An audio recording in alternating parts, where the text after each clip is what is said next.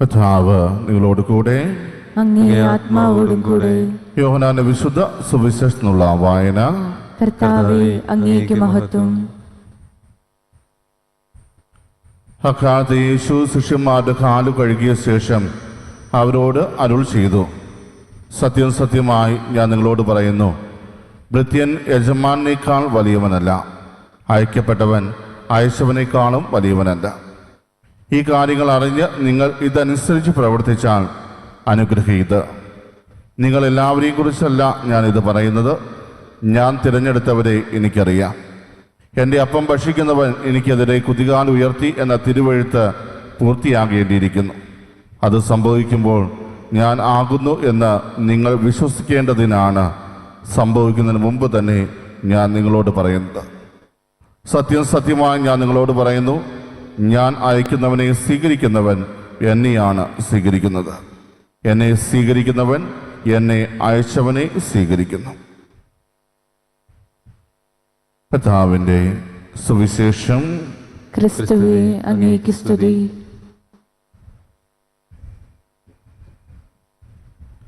വിശാലത്തിന് സ്നേഹമുള്ളവരെ, ഇന്ന് തിരുസഭാ മാതാവ് നമ്മുടെ വിചിന്തനത്തിനായിട്ട് നമുക്ക് നൽകിയിരിക്കുന്ന വചനഭാഗം യോഹന്നാന്റെ സുവിശേഷം 13-ാം അധ്യായം 16 മുതൽ 20 വരെയുള്ള തിരുവചനങ്ങളാണ്.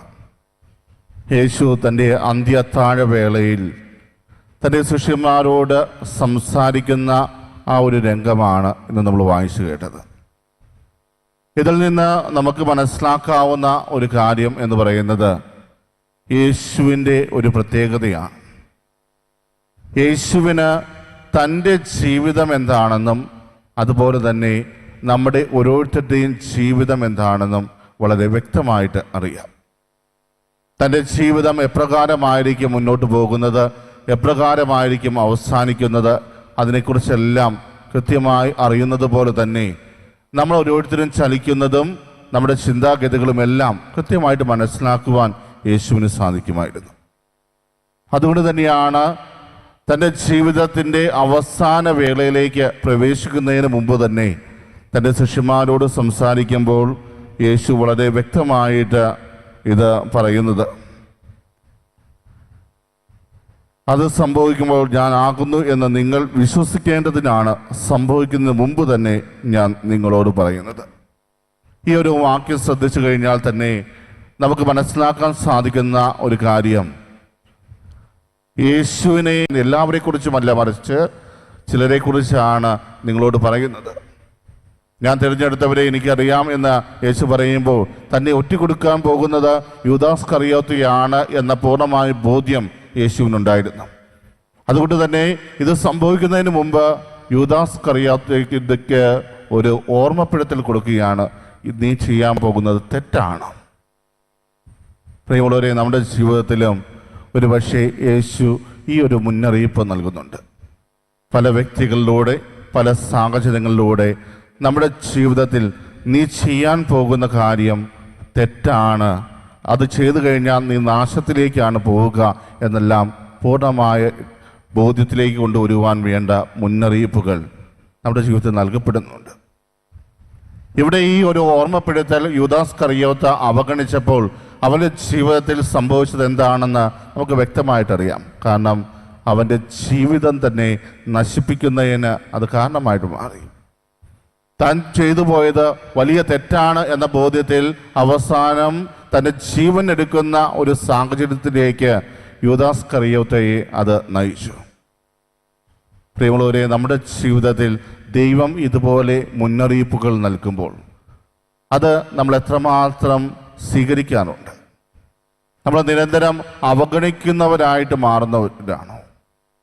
ദൈവം നൽകുന്ന മുന്നറിയിപ്പുകൾ അത് ഒരു വശത്ത് നിൽക്കും, ഞാൻ എൻ്റെ തോന്നിയ പോലെ ജീവിക്കും എന്ന ഒരു രീതിയാണോ നമ്മൾ പിന്തുടരുന്നത്?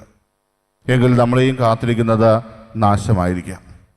അതേസമയം ദൈവം നൽകുന്ന മുന്നറിയിപ്പുകൾ അത് ഏതെങ്കിലും വ്യക്തിയിലൂടെയാണെങ്കിലും ഏതെങ്കിലും സാഹചര്യത്തിലൂടെയാണെങ്കിലും അതിൻ്റെ അർത്ഥം കൃത്യമായിട്ട് മനസ്സിലാക്കി എൻ്റെ ജീവിതത്തിൽ ഞാൻ വേണ്ട മുൻകരുതൽ എടുക്കുകയും ഞാൻ ചെയ്യാൻ പോകുന്ന ആ കാര്യത്തെക്കുറിച്ച് കൂടുതലായിട്ട് പഠിക്കുകയും അതിലൂടെ എനിക്ക് സംഭവിക്കാൻ പോകുന്ന ഗുണങ്ങൾ എന്തൊക്കെയാണ്, ദോഷങ്ങൾ എന്തൊക്കെയാണ് എന്ന് വിലയിരുത്തുകയും ചെയ്തു കഴിഞ്ഞാൽ ഒരുപക്ഷെ നമ്മുടെ ജീവിതത്തിൽ പല തെറ്റുകളും നമുക്ക് ഒഴിവാക്കുവാൻ സാധിക്കും.